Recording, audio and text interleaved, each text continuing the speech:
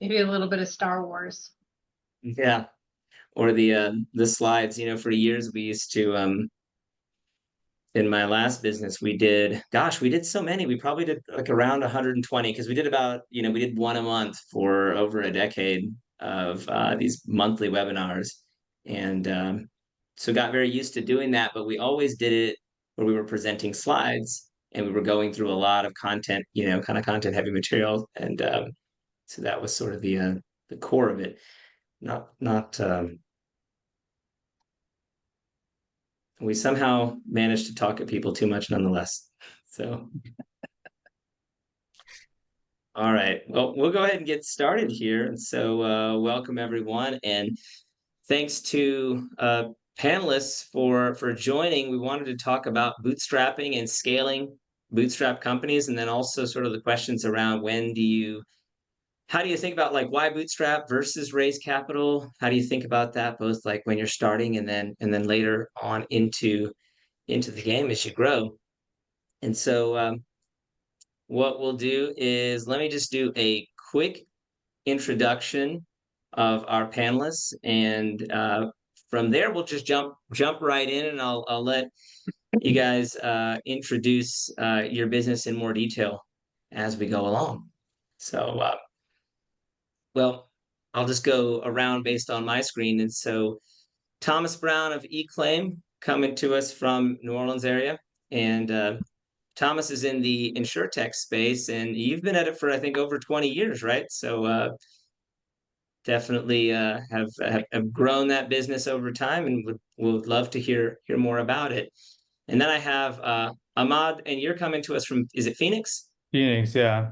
Phoenix, And so Arizona. Phoenix with ZyraTalk, and now in the AI voice space, and will be interesting to hear how you got from it. You didn't start quite there, but how you got there, and how it sounds like Gen AI has really been an accelerant for the Sure, business yeah. lately. And then David with Toby out of Charlotte. Are you guys just in Charlotte, or Charlotte and maybe Charlotte and remote? Yeah, I mean, we are all remote. So home office here just outside the Charlotte area, but everybody from West Coast to East Coast. So awesome. And Toby in the FCRA space, and I will let you explain the acronym, but really I'm just going to say background check data space. And Yep. so at that intersection of government, GovTech, and HR. And so yeah, got three businesses and execs running bootstrap firms, and I know some of you, as we talked about earlier, you guys are, some of you are thinking about raising money, some of you guys are staying on the bootstrap path, so would love to hear more about that too. But maybe let's just start with, and maybe we'll go in the opposite order. So David, Ahmad, and then Thomas, if you could, introduce your business in more detail. And then what I'm curious about is, first up is the start. How did you get those early customers, given that you were bootstrapped, so you didn't have a lot of capital to do formal marketing or to do, all the things that maybe a VC backed or seed round company might do? Yeah, I mean, that's a great question. I'll jump in and get started. So Tauxbe Data is in the FCRA space, and what that stands for is the Fair Credit Reporting Act. So here in the States, anything that has to do with hiring someone, giving someone housing, or making a loan to someone falls under the FCRA. So if you've had to hire someone, which I'm sure all of us here have been through that process, and you do a background check on someone, you come to an FCRA entity called a CRA, and you order that background check. Well, myself and the two other owners of Tauxbe had been in the FCRA space. My two partners have been in there for 18 years. I'm a serial entrepreneur, started several businesses, ran several businesses. They came to me and said, hey, we're leaving. We want to start something. So that's where Tauxbe was born. So we've built that company, bootstrapped it, starting in the office, and now we've spread out across the country, hiring developers and being very focused on the tech behind FCRA.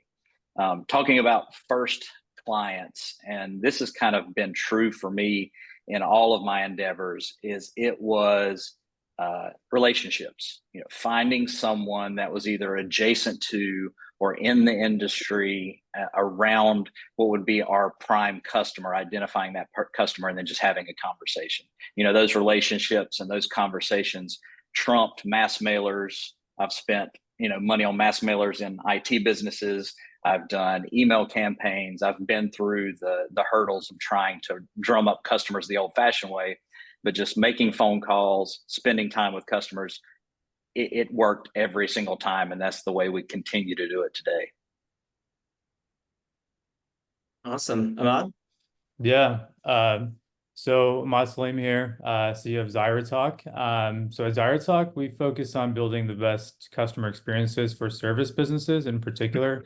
So think of like home services, HVAC, plumbing, electrical. We also service like legal services and healthcare services as well, but primarily home services. Our main product is an AI CSR actually that makes sure every phone call gets answered for these businesses and they don't miss any calls. And so that's really the business. I can give you the longer story of how we came about that. There's a lot of pivots along the way, but that's where we are today. As far as first customer acquisition, it's actually picking up the phone and calling the old school way, very similarly. And so picked up the phone. It's kind of incredible what you can do with the phone, reach your direct ideal customer profile. And it may not work on the first attempt, but if you're, persistent 2, 3, 4 times, you'll get a hold of the right person and they'll give you a shot. And then from there, we really invested in that first customer to get the best experience possible. And that turned into, a referral, which turned into more referrals. And then that's how we built the business early on. Awesome. Thomas? Yeah, so thanks, Praveen. Welcome, everybody. I appreciate the opportunity to be here. I'm Thomas Brown, the founder and CEO of eClaim.com. And as Praveen alluded to earlier, I've been at this a very long time. I sometimes call myself the cockroach of SaaS. Because believe it or not, being bootstrapped, I've done this since 1999. Is when I founded the company, but we did a number of things before we launched the SaaS product in late 2004. So I worked as a claims adjuster for 12 years in various capacities. I worked my way up to the National Director of Claims for a very large disaster management company. So I knew that business really well. And that is about the time that the internet was just starting to come of age. And I knew that there was an opportunity for the total transformation of what was then a paper-based process to a web-based process. And just to give you some perspective of how bad the technology was back then, started the business on dial-up. So really, really painful. And so the first 5 years of the business, we actually didn't have the money to build the SaaS product. So we were an e-commerce company. We sold other folks' products, mainly within the insurance claims adjuster space. And then we had an opportunity with the first customer who I knew through the business, through the adjusting space, that agreed to fund a lot of what we were trying to build. And he and I had lunch one day and we talked about what I wanted to do and he talked about what he wanted to do, and there was good alignment there. So we had a customer who was willing to build a product that he would actually use himself, which turned out to be a really good thing, because about the time that we came to market with it was when Florida had what they call the Big Four, where they were inundated with 4 major hurricanes in 1 year. And he was able to prove out right away that the software was going to transform the way that claims worked.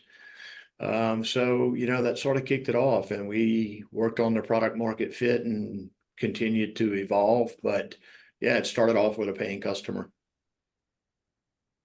That's a great insight, that idea that when you're bootstrapping, sometimes you work hand in hand with that early customer to build the product and to grow the product. So, and David, I know you mentioned, of course, serial entrepreneur. Sometimes our stories as serial entrepreneurs, like if you have a certain amount of success, then it's like, okay, the next time, are you cheating a little bit because you're self-funding? So it's almost like that's a different characterization than than the original bootstrap story sometimes for in some cases. But I am curious, speaking of that, the funding aspect and the capital versus bootstrapping. So how do you guys think about that? I'm curious how you think about it today. Well, when you started, and then also how you think about it today in terms of stay bootstrap versus, if you're thinking about VC, the why and how you weigh in the trade-offs.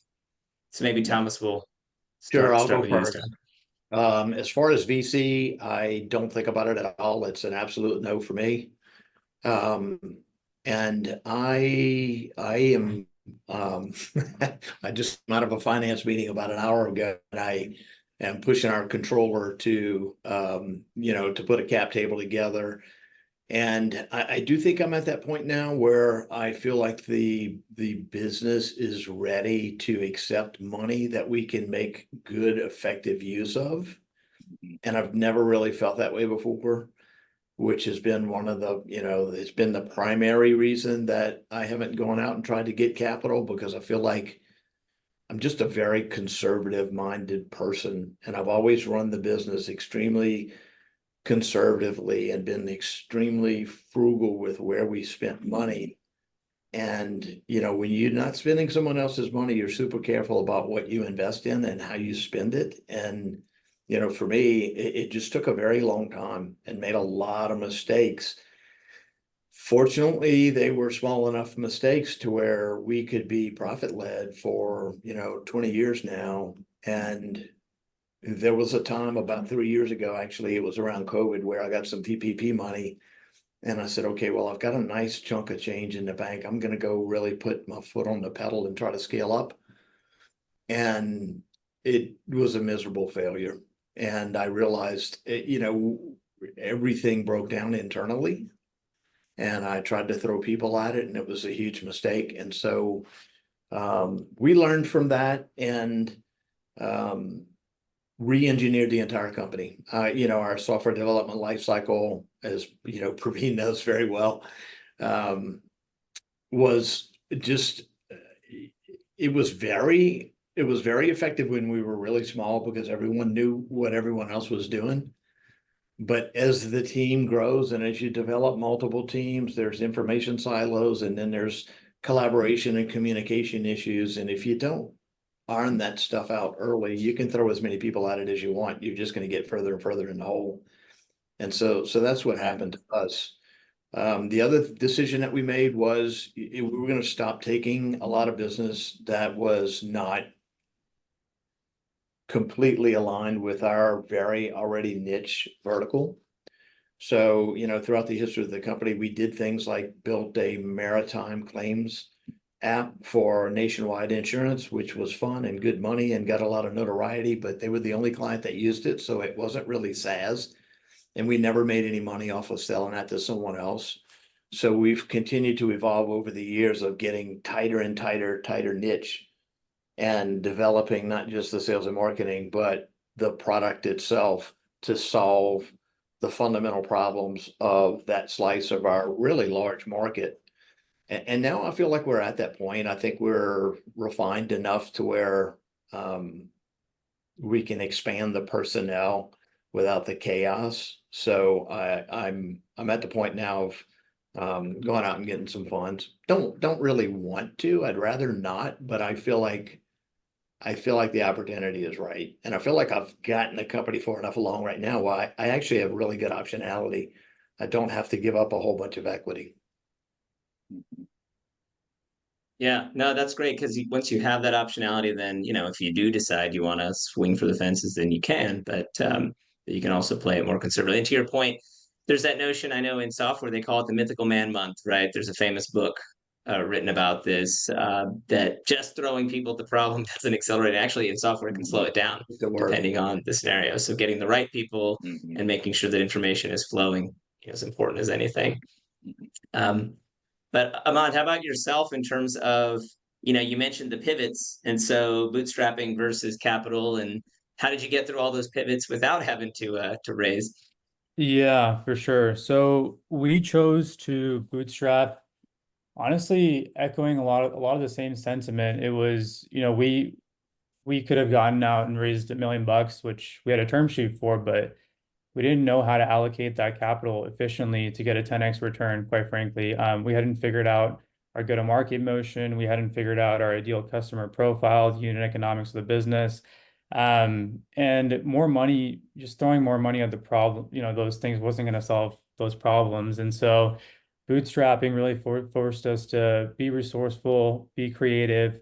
And then once we really focused on the customer and on the business fundamentals, quite honestly, we didn't need the money anymore, and the business started growing efficiently.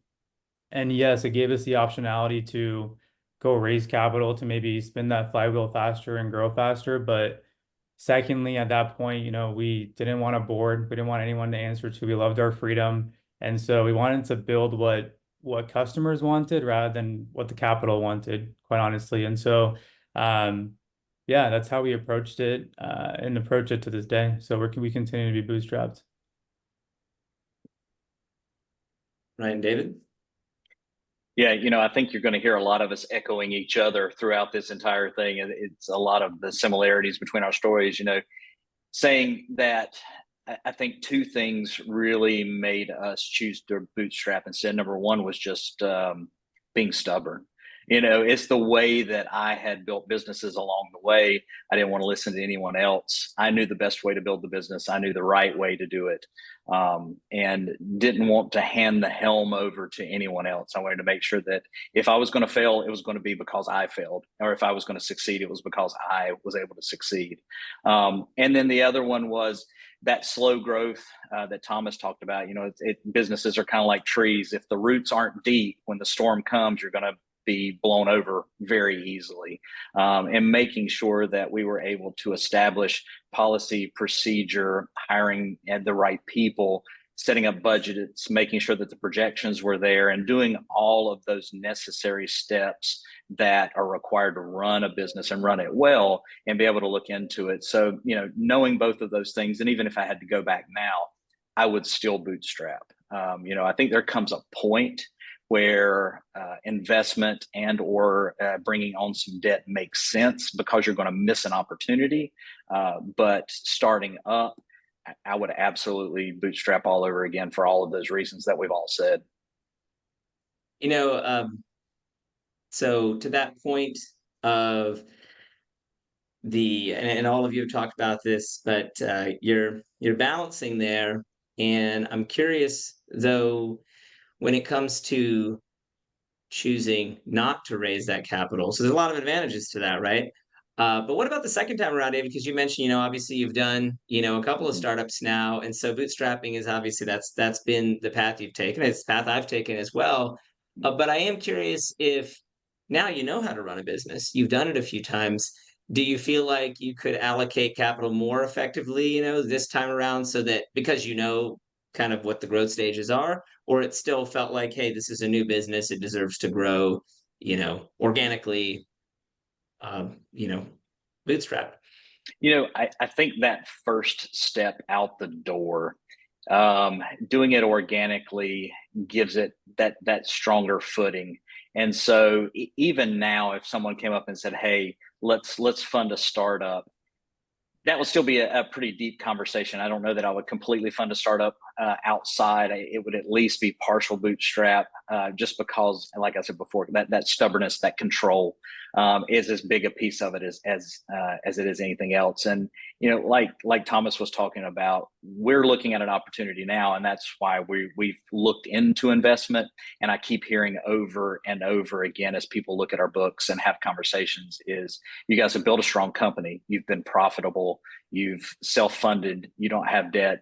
Those things make your company in the long run, because we all build a company, because the end goal is that exit, that nice time where you reap the rewards of what you've done. And when you can build those strong foundations, I think it just makes that exit that much better and makes you look like that much better of a company. Right. Actually, I'm curious, Dave, because you specifically had mentioned that. And Thomas, it sounds like you considered the fundraise and maybe have set it aside for now. But yeah, just your thoughts on that, because you guys have been, you're both thinking about it, in the present,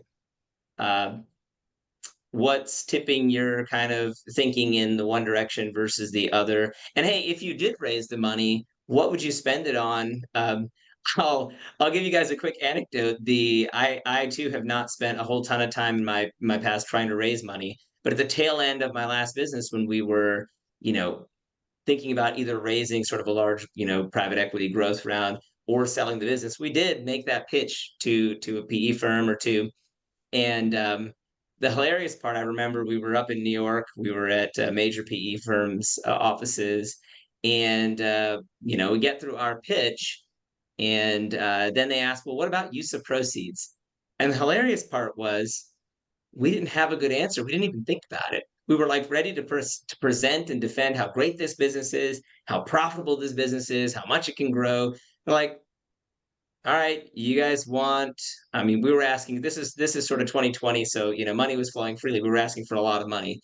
And so, well, you guys are planning to reinvest 25 million or whatever in the business. What are you going to do with it?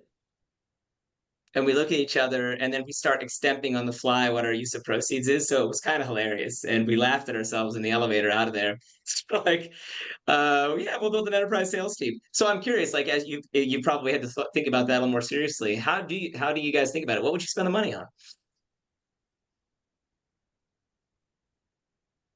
Thomas, I think you're muted. Yep, thanks. Yeah, so I'll jump in first because I think I have a decent answer. And for us, for me, it was development of the second product line. And we conceptualized that, probably 3 years ago, and really started working toward it about 2 years ago, and sold it to the first client, licensed it to the first client about 6 months ago.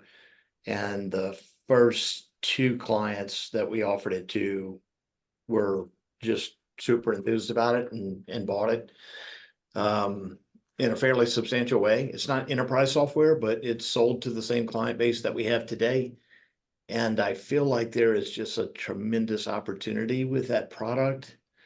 But I also know the amount of work that goes into managing one product, and you can't pull the people away from that product and put them on a second product. So I don't have the bandwidth to do what I've done with the primary product to go and do for a secondary product, but I know there's smart people out there that can do that. So for me, it would be hiring a product group to come in and run that second product.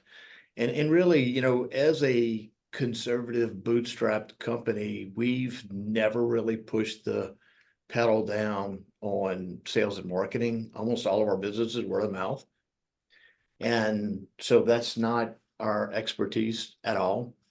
And so I think with this second product, if we really want to gas it, then we have to spend money on a really professional sales and marketing team. Right. That makes sense. And David, you're kind of weighing that as well. Yep. Yeah. Really for us, we're at an inflection point in the industry where 2 major players have pulled back because they're refocusing their dollars elsewhere. So we have an opportunity to take advantage of not only a pullback in the market by others, but also new product that we're putting out the door. So we know that if we could go wider, if we could have more senior developers on hand, we could have that staff to just produce code. If we can get to the market first, we know we can gobble up some of the market share. So it is a direct, you can look at it and say, if I put this money in, I'm going to get this money out. So it's an easier decision about bringing that money in, and whether that's investor or whether that's debt. That's what's driving us right now. Is it is an immediate opportunity that we should take advantage of. Right. And that's an interesting point, because folks talk about interest rates being high right now, and they are, not to discount that. But on the other hand, when you think about venture debt, or relatively early stage companies, interest rates change less. It's kind of like you think about credit card rates, right?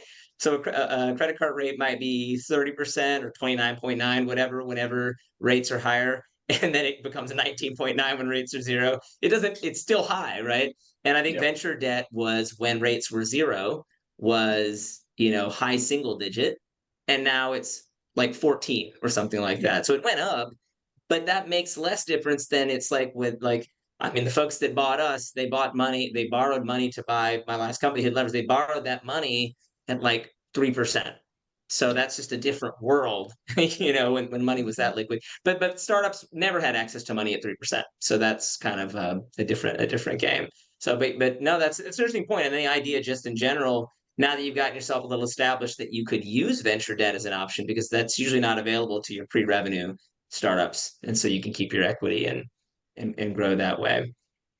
Well, Ahmad, I know that so a lot of your team, or certainly at least your product dev team, is offshore, and obviously that's a way that you can stretch money. And so curious about, in terms of, well, for all of you, and we could start with you, building a team under the financial constraints of being bootstrapped. And Yeah, definitely. That's a tough one, because I know it's hard to find really talented offshore resources. We were lucky. We had a great relationship where we've been working with them for 10 years and all the products that we've built. And for us, the way we looked at it as a bootstrap business was naturally started on the demand side, where we invested to get more customers and so forth through the door. We were wearing all the hats, obviously, like customer support, everything across the board. And we focused on the highest leverage tasks that we could take on and our strengths, and then we just outsourced the rest to move quickly. Example is, we, even to this day, like very recently, we had 12 engineers that we have on staff and that we were working with. These are outsourced, obviously, it's our team. However, we never had a true CTO. We had a great product manager. And so we actually, to move quickly in the market, we had an enterprise client that's asking, all these questions about, deeper security, yada, yada, and so forth. So to service that, we had to move quickly. So we actually found a fractional resource for our CTO, which has been huge for us, because it serves as this, highly technical, experienced person that can kind of watch over any work as well, just a second set of eyes as well for our engineering team. So that's been huge. But overall, like, back when we started, I remember the VC conversations were, oh wow, your engineering team's not in the States, great, no money, and so forth. And so that today the narrative is completely flipped, and people are looking for, whether it's outsourced or fractional, or how can I get the best talent possible wherever they are. And that's going to be the future more and more, quite honestly. We were just early to do it. And now you have some of the biggest companies in the world that are actually looking at resources across the board everywhere. And so, yeah, so I would say just, wherever you can, just be as efficient as possible with your capital allocation when it comes to resources. Yeah. Yeah, it sounds like that was an approach that has worked very well for you guys. And that was, that's in many ways, that's the backstory that led to Fraction for us, was that fractional hiring worked very well, building Hidden Levers, and was saving us a ton of money, and then enabled us to grow the business effectively. And so you lean into what you know sometimes, and then keep leveraging that. Well, no, that's awesome. I'm curious, for Thomas and David as well, if either of you want to comment on that, just kind of building a team with the financial constraints, and right from the gate on to today, like what your kind of approaches have been, or how you've dealt with that, because you didn't have the millions from VCs. Yep, I can jump in because I've got a little bit of a hybrid. We started off, we needed some base developers that were very focused on one type of software, so developing scrapers for the public websites.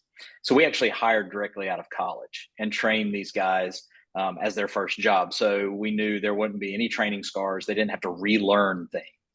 They could learn exactly how to develop the way we wanted. And that worked out really well, because it was entry-level jobs, entry-level pay, and we were able to build the team as we go. But then we started running into problems where we needed senior talent. We needed senior devs, senior engineers to bring on, but we couldn't afford $200,000-$300,000 payroll for an individual. So we tried offshore and it failed miserably. And I think a lot of it was just the tacit knowledge that's required to do what we do and do the record checks that we do. And that's what led us to find you guys. And use Hire Fraction to bring in some of that senior talent. So we've got that hybrid of, we hired entry-level people to do the day-to-day jobs and do the monitoring and the hour-intensive work, but then where we need specialists and we need senior talent, using fractional talent was an absolute godsend for us and helped us keep that cost down. Yeah, I think it's kind of a similar story for me. We tried to outsource and we retained a team in Vietnam and ran with them for about 6 months. And I knew that because we're so niche and we have such a broad application. I mean, our application is really large. I knew that we were going to have to get really specific, and a lot of the team that was doing coding were essentially going to have to start acting as a BA and writing requirements for the offshore team. And that didn't translate well. They weren't good at it. They didn't like doing it. The timing was off. And so we never got the expected productivity off of the offshore team. And I couldn't figure out why. I knew in my gut that something was wrong. And that's really what it was, is that, we didn't have the life cycle coming in from the new idea request to be able to be decomposed into something that was understandable by the offshore team. And it's just because the people that had to do that we had on the team at the time, they weren't very good at it and they didn't want to do it.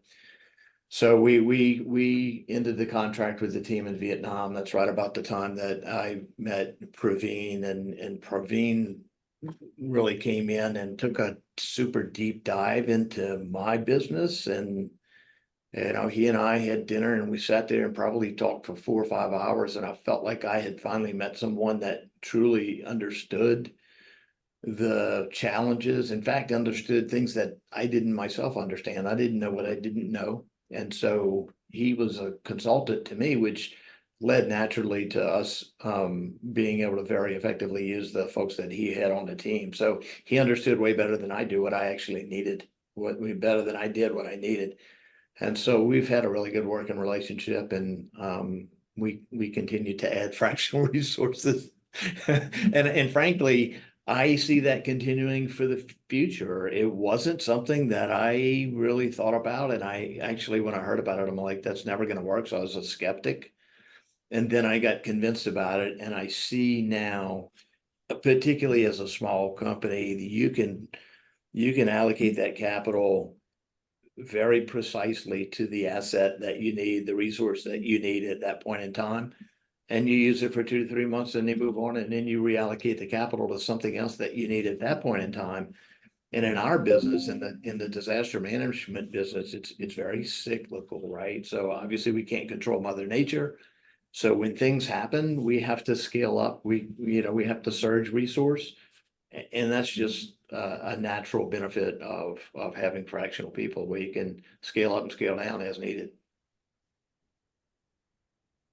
Yeah, no, and I think that's what's interesting about that, Thomas, actually, is that in our original vision, and actually in the way that we had used those resources ourselves internally over the past decade, it had been pretty steady, actually. And so that's something that we've learned working, not just with eClaim, but with others as well, where the flexibility is actually sort of a key feature, not a bug, that is something that we see you guys leveraging.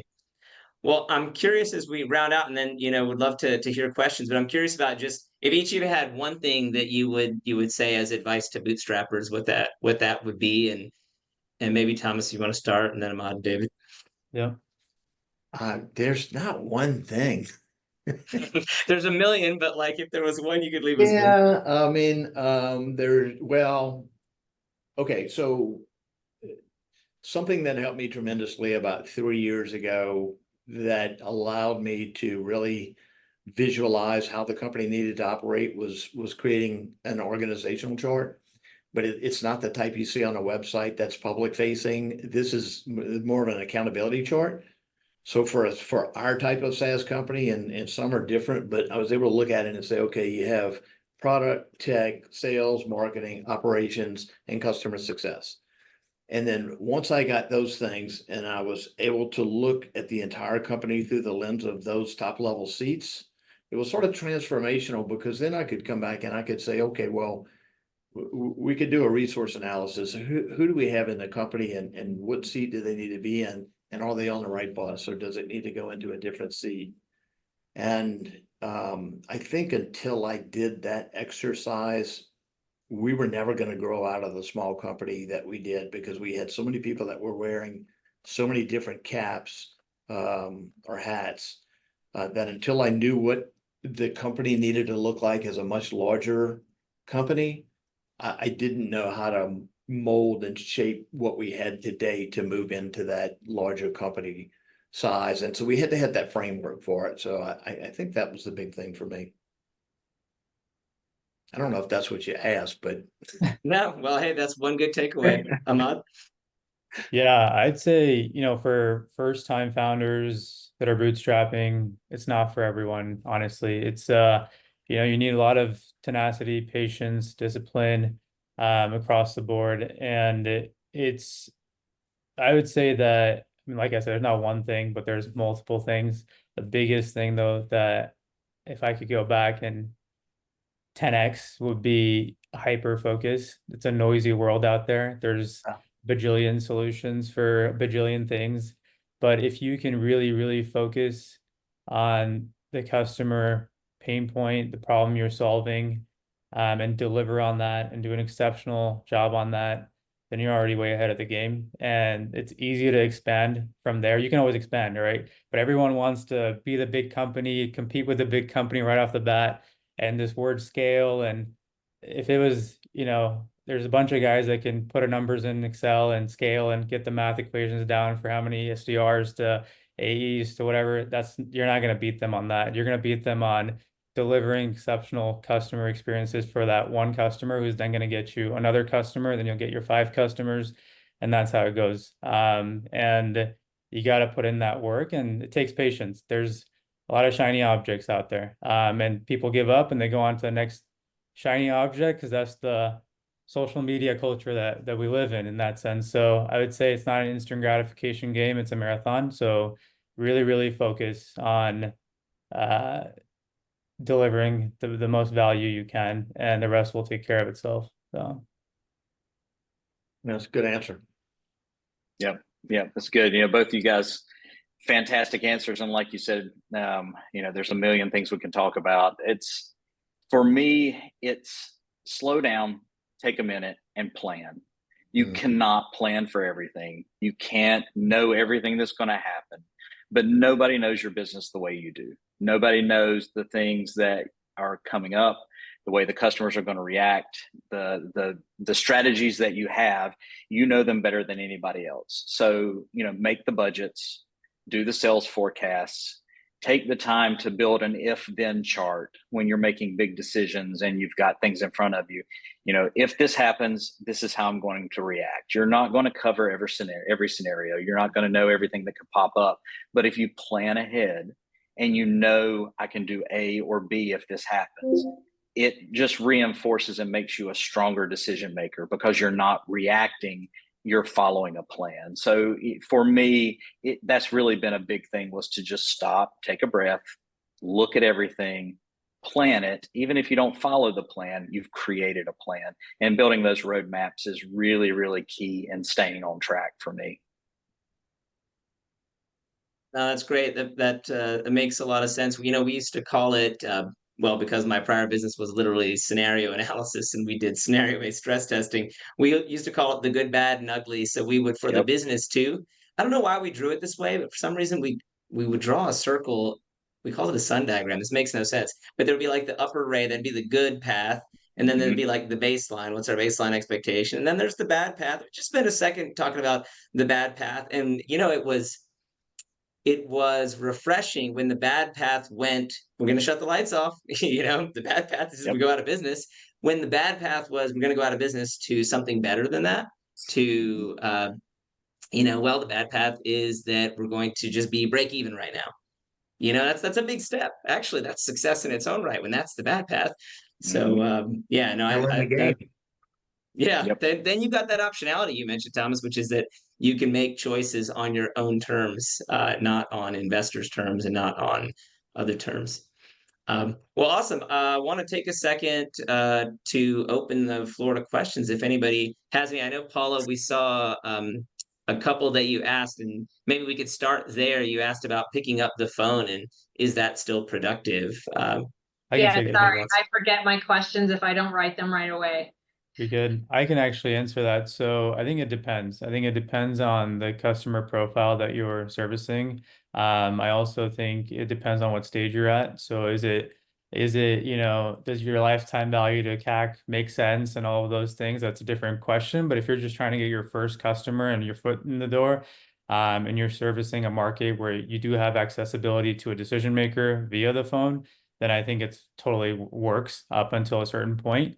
But today, if you want to scale, I don't recommend hiring a bunch of SDRs and AEs across the board and scaling that way. I do recommend there are more capital efficient ways of doing that in terms of finding communities where your customers live, adjacent networks, and then tapping into those networks where you can have a word of mouth effect and network effect that takes place. So I don't think it's a, one size fits all strategy. So I think where my question was going on that is I was curious because I'm getting a lot of pushback that phone calls don't work anymore. And I don't know if I agree with that entirely. No, I would say no. Yeah, totally agree with you on that. Yeah. Yeah. I was just, so that's it. I wanted to know if you guys felt like in the last 10 years, especially in the last 5 dramatically, has that changed for you or not? That given all the things you said, which absolutely I agree with. Still get customers today that way. Quite a lot of them, actually. So yeah, Paul, I can tell you. Oh, go ahead. I was going to say on my front, when we started the company, the 2 partners that I had both had 15 and 18 years in the industry. I had 0. I knew nothing about the industry other than what I had heard from them. But what I did is I started spending time with customers, with partners, picking up the phone, making relationships, and now I get to be the person that spends the time at the trade shows and brings in the customers. It just brought in 3 new contracts over the past month. So absolutely 100% phone calls still work. Good to hear. Yeah, the joke I was, Paul, the joke I was going to make was there was I don't know where I saw this, probably LinkedIn. I spent too much time there, but it was a video of a manager asking like a junior person to we'll schedule this call, and they're staring at a phone together, and she's almost like, what is this thing? And so finally she's like, oh, I'll just FaceTime. So you want me to call their admin? Oh, I'll just FaceTime her. And so then they do that, and that works. But yeah, I think that until the decision makers are in a generation that doesn't know how to pick up the phone, so we're probably still a hot minute away from that the phone does. It still works for now. But so then the next question, Sung, you asked, in terms of starting, how long in the business before, or how long being, I guess, fractional, so to speak, before going full time on the startup. I could start by answering that one and saying that, well, with my last company, it was 9 months. So I kept my day job for about 9 months and then saw enough. Actually, it was I was about to go on stage presenting at a conference, and I thought it was a bad look to be on stage and get noticed by maybe my employer. So that was why I quit just before that. But we had made traction. And so yeah, I did sort of moonlight the business for a little bit though, and my co-founder did as well. And then 9 months of that, and then another 9 months, and in that next 9 months we actually got revenue going. So how about you, Ahmad or David? Were you guys all in day one with these businesses? I was in day one, right out of college.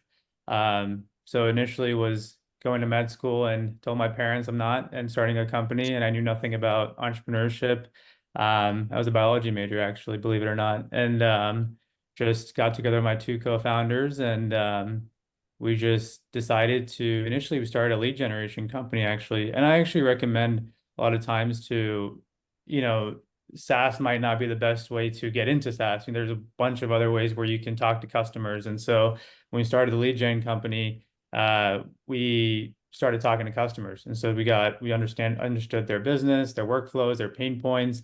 And then from that, came the software product. And I heard this story so many times. I heard it today, actually, just on this call, with the two founders here. And so that is a very common path. And so for me, yeah, it was all in day one and figuring it out, back against the wall. And I don't recommend it always, but that was kind of the path in the story. So yeah, mine was about 50-50 over the path of about 12 months. So I was totally working and running my ITIS company. And when we started this company, I just slowly spent more and more time focused on Tauxbe and pulling away from the ITIS company until I was fully on it. So no, it was a gradual move from one to the other. But luckily I was able to work with other people that could focus on building the software and doing all the other things. I was just bringing in the business process. So it worked out really well. If I was able to go back and do it again, probably should have spent more time focusing on this one after I knew that this was the path. But yeah, it took about 9 to 12 months to be full in. So I was day one, and Praveen, I think I told you this story, but the reason I was all in on day one is because I got fired from a job. And I actually had been speaking with my employer for 3, 4, 5 months about what I wanted to do, and they were going to fund it. And when we went into the conference room to negotiate the deal, they changed their mind and said they wanted a majority stake in the company. And I said no. And they said, well, you're going to have to quit. And I said, well, I don't need unemployment, so you're going to have to fire me. So they said, you're fired. So I went home to my then pregnant wife with our first child, and she goes, well, how did it go today? And I said, not as expected. So I had no choice. I was full in day one, and I had to make it work. So that's why it took so long for me to build the SaaS. And Ahmad's right, it's very, very hard to get into SaaS right away. So we did other things. We did e-commerce, we built websites. And through both of those businesses, I was able to make a good brand name for ourselves, which then, gave us the halo into the SaaS.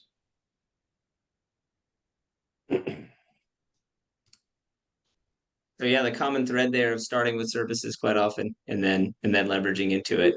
And actually my backstory, maybe this is fitting for Fraction, but with the prior business is that I was fractional for 3 years prior to starting Hidden Levers. So I was quietly saving up a war chest so that I could be effectively unemployed as a founder, for then nine months of let's say doing it on the side. But then we didn't have enough revenue to pay her. So I think, the first year we had real revenue, I think I still paid myself like $2,000 a month or something, right? So it's not like you could pay your bills that way.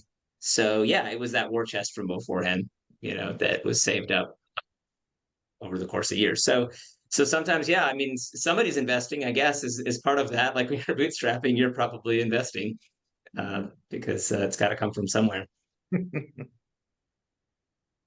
Well, do we have any final question before we wrap up? I know we might have gone a little over on time. Great conversation. I have so many questions, but there's not enough time. I would just love to pick everyone's brains more, like on the next phase. Like I get the startup part, 5 years later, you're in the next phase. Then what? How do you do it without VC or additional money? I really would like to hear that story. That's the hard question. Let's make that the final question. Because you guys have all really been there, done that, and I'd really love to hear that story. Yeah, and I think that all of you, now you have businesses that have grown to a certain point. It's not disclosing much. I think that all of you have businesses with you passed 7 figures in ARR, so you've got a business that's a real business. So yeah, how are you guys all looking at that last thing? It's a good place to end. How do you grow from here? How do you go to, I don't know, 8 figures, 9 figures, wherever you're trying to get, without that capital? I can speak. I can go first if you guys like. I mean, there's a lot of, I would say there's obviously different factors. I can't speak specifically to your business because obviously there's pricing and so forth that there are big factors that matter. I do recommend a higher ticket product always if you are planning on scaling, and higher paying customers as well.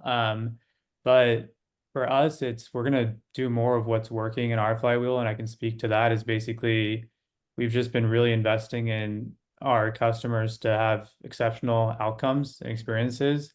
And what that's led to is, which we've actually never really seen this type of growth before, where it's word of mouth, truly word of mouth growth, but at a very significant scale, where they're sharing in their own communities about the successes they've had. So by the time that that lead comes to our sales team, I mean, our close percentages are 70% plus, which is really high, really, really high. And we're used to like, Really impressed. 10%. And Mhm. so, but that's a function of customer success department driving the revenue. And I actually see this becoming more of the way I guess businesses are going to scale, is these leveraging the CS department and then using that to for in communities, and especially these online communities that exist today. And so we're going to figure out how to 10x that motion even further because it's working really well for us. And so yeah, that's our goal. Yeah, I'll Sounds jump good. in. Go ahead. I think there's two things. Is the next step is always the hardest one.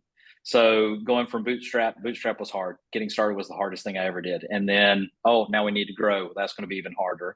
And you grow, and then you get to another point, and you have to get past that point, and it's the hardest thing you've ever done. So it will always be hard. But that's why we're all here. You know, we have that tenacity and that will and that want to do the hard things and do the work to get the result that we're looking for. But the other thing I was going to say is just that old saying, it's not what you know, it's who you know. Connections and partnerships are one of the biggest ways, especially in our industry, to grow and grow quickly. Is finding someone that's adjacent to the industry, someone that could benefit from partnering with you, someone that can use your services with their clients, is probably one of the biggest ways to grow quickly. But you also have to be very careful who you partner up with. I just leave that one on the table.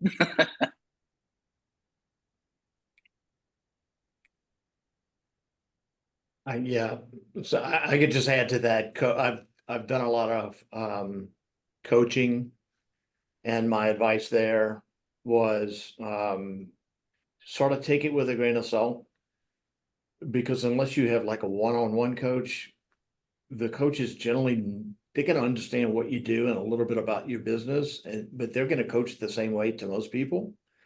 And if they don't really understand the specifics of your business, sometimes they can be harmful.